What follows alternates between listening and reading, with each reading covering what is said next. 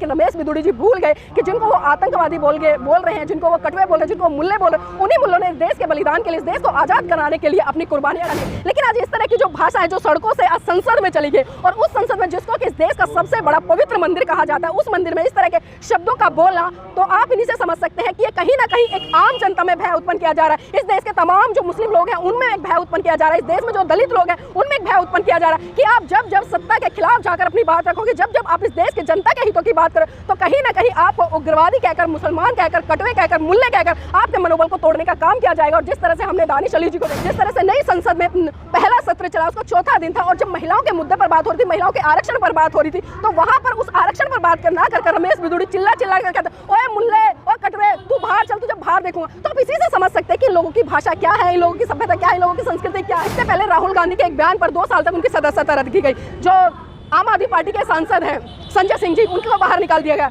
जो राघव चड्ढा है उनको बाहर निकाल दिया। तमाम ऐसे सांसदों को बाहर का रास्ता दिखाया गया जिन्होंने की प्रोटेस्ट भी किया, बाहर बैठकर लगा था। लेकिन जिस तरह से भारतीय जनता पार्टी के सांसद रमेश बिदुड़ी ने जिस तरह का बयानबाजी की, और मैं कहूंगी कि इतनी शर्मनाक बयानबाजी है, उस पर आप 15 दिन का नोटिस थमाकर उनको एक अल्टीमेट दे रहे हो। और ये नोटिस तो सिर्फ खाली औपचारिकता है, क्योंकि हम सभी जानते हैं कि भारतीय जनता पार्टी वो किस आधार पर काम कर रही है। आरएसएस के लोग थे, बजरंग दल के लोग थे, विश्व हिंदू परिषद के लोग थे, क्या नारे लग रहे थे, अरे इन मुसलमानों को रेडी पटड़ी मत लगाने दो, इन मुसलमानों को किराए पर मकान मत देना, इन मुसलमानों को आप अपनी फैक्ट्रियों में काम मत देना। और इस देश में अगर मुसलमानों को रहना है तो उनको जय श्री राम कहना होगा, उनको भारत माता की जय कहना होगा। और यहाँ तक नारे हमें सुनाई दिए कि मुल्लो जब मुल्ले काटे जाएंगे तो जय श्री राम चिल्लाएंगे। तो आप सोच सकते हैं कि आज देश में क्या चल रहा है और किस तरह से ये चीजें प्रायोजित करके आज संसद में कहलवाई जा रही है। देखिए, आपने देखा कि भारतीय जनता पार्टी में अगर आप आंकड़े उठाकर देखें, तमाम ऐसे नेता, विधायक, सांसद आपको मिल जाएंगे जिन पर रेप की एफआईआर दर्ज है, जिन पर मर्डर की एफआईआर दर्ज है, जिन पर न जाने गंभीर मुकदमों में एफआईआर दर्ज है। लेकिन वो अगर भारतीय जनता पार्टी में चले गए तो वो सर्फ एक्सल से ऐसे धुल जाते हैं कि जैसे मानो उनसे पवित्र, उनसे साफ कोई और ना हो। देखिए, बिदुड़ी जैसे आतंकवादी और गुंडे लोगों का हमला ये पहली बार नहीं है।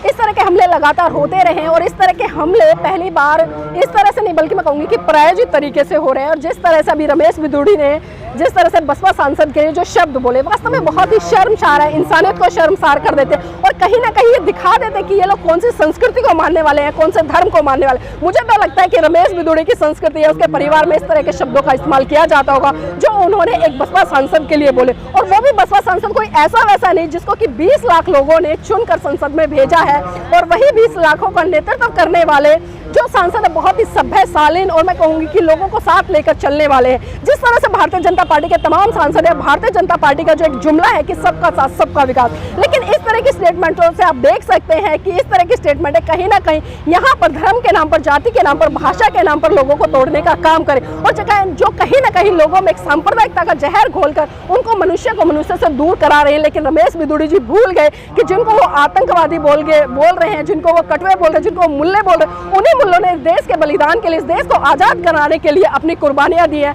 तो यहाँ पर मैं इस जो तरह की टिप्पणियां है इसमें बिल्कुल निंदा करती हूँ, और यहाँ पर मैं भारतीय जनता पार्टी के शीर्ष नेतृत्व, देखिए किसने उकसाया गया। अब ये बताइए, अगर मैं आपका गलेवान पकड़कर ये कहूँगी आप मुझे मारिए, जब तक आपका मन मुझे मारने के लिए नहीं कहेगा कि आप मुझे मार देंगे, या मैं आपको ये कहूँगी कि आप जाइए मोदी जी का सर कलम कर लाइए, क्या आप जब मोदी जी का सर कलम कर लाएंगे?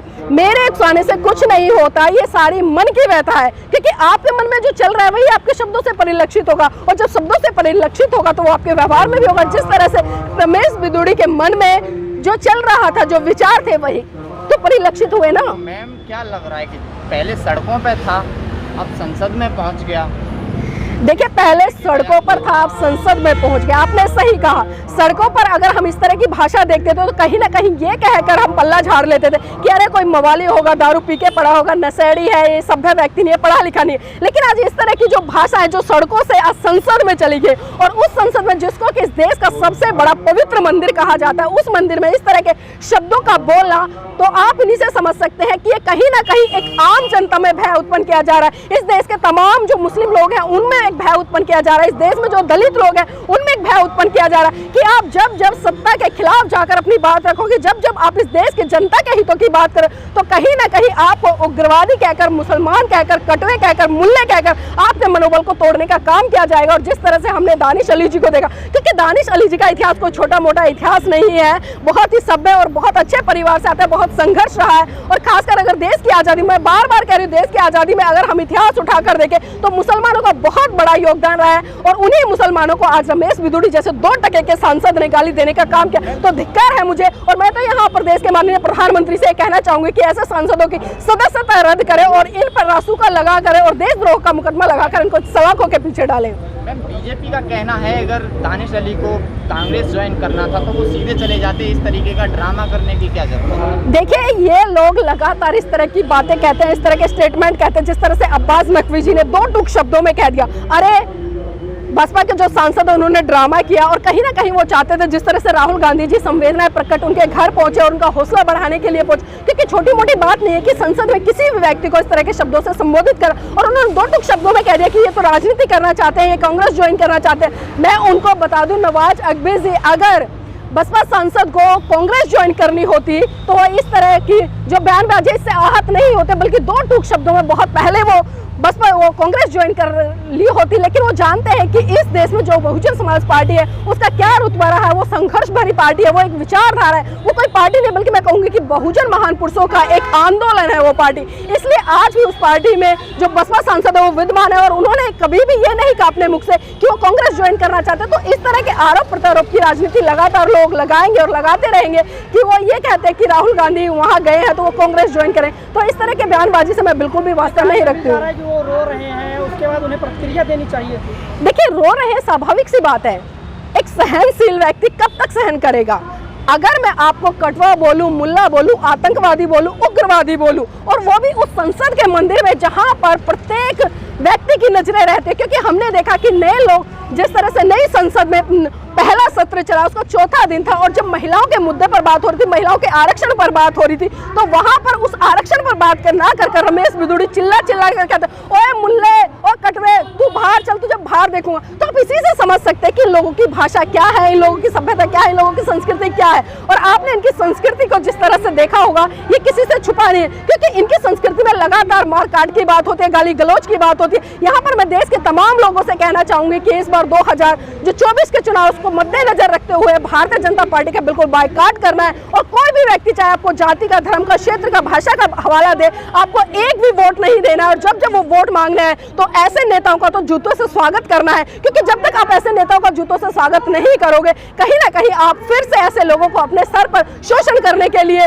आमंत्रित करोगे। तो कहीं ना कहीं आपको जागने की जरूरत है और सही दिशा में आगे बढ़ने की जरूरत है। पक्ष का अगर कोई सांसद अगर संसद में कुछ कहता है तो उसे निलंबित कर दिया जाता है, लेकिन बीजेपी के सांसद ने इतनी बड़ी बात कही है, उनके ऊपर कोई एक्शन नहीं लिया जा रहा है। 15 दिन का टाइम दिया गया है। देखिए, 15 दिन का टाइम नहीं, ये 2 महीने का भी होगा, 3 महीने का भी होगा, 4 महीने का होगा। अभी मैंने जिस तरह से पहले अभी जिस तरह से गजेंद्र जी इंटरव्यू लिए थे, मैंने वहां भी कहा कि इससे पहले राहुल गांधी के एक बयान पर 2 साल तक उनकी सदस्यता रद्द की गई। जो आम आदमी पार्टी के सांसद हैं संजय सिंह जी, उनको बाहर निकाल दिया गया। राघव चड्ढा है, उनको बाहर निकाल दिया। तमाम ऐसे सांसदों को बाहर का रास्ता दिखाया गया जिन्होंने की प्रोटेस्ट भी किया, बाहर बैठकर लगा था। लेकिन जिस तरह से भारतीय जनता पार्टी के सांसद रमेश बिदुड़ी ने जिस तरह का बयानबाजी की, और मैं कहूंगी कि इतनी शर्मनाक बयानबाजी है, उस पर आप 15 दिन का नोटिस थमाकर उनको एक अल्टीमेट दे रहे हो। और ये नोटिस तो सिर्फ खाली औपचारिकता है, क्योंकि हम सभी जानते हैं कि भारतीय जनता पार्टी वो किस आधार पर काम कर रही है। क्योंकि जो चीजें कल तक आपको सड़कों पर सुनाई दे रही थी, आज वो कहीं ना कहीं भारतीय जनता पार्टी के शीर्ष नेतृत्व के तहत या आरएसएस के तहत आज वो संसद में बुलवाई जा रही है, क्योंकि संसद में सबकी नजरें रहती है। क्योंकि इस भारत देश में 140 करोड़ की आबादी है और 140 करोड़ की आबादी को इतना बड़ा संदेश देने के लिए मैं कहूंगी कि इससे अच्छा कोई जगह नहीं थी कि रमेश बिदुड़ी ने 2 टूक शब्दों में उनको आतंकवादी बोल दिया, मुल्ले बोल दिया, कटवे बोल दिया। और जिस तरह से अपने मणिपुर की घटना देखी होगी, अभी नूह की घटना देखी, नूह की घटना में आपने क्या देखा?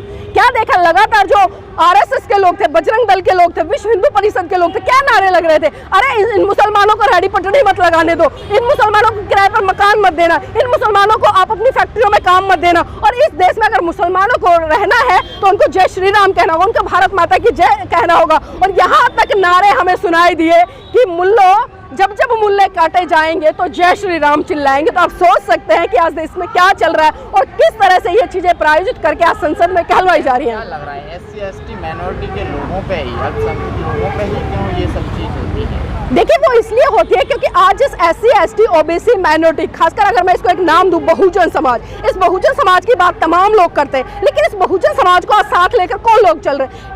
किसी की हिम्मत है कि 85% 85 भी नहीं, मतलब मैं कहूंगी कि 95-97% लोगों पर वो 3% लोग जो मुट्ठी भर जो हिंदू राष्ट्र की बात करें, हिंदू राष्ट्र की कल्पना करें, क्या वो लोग इन लोगों पर शासन कर सके या इनको गुलाम बना सके?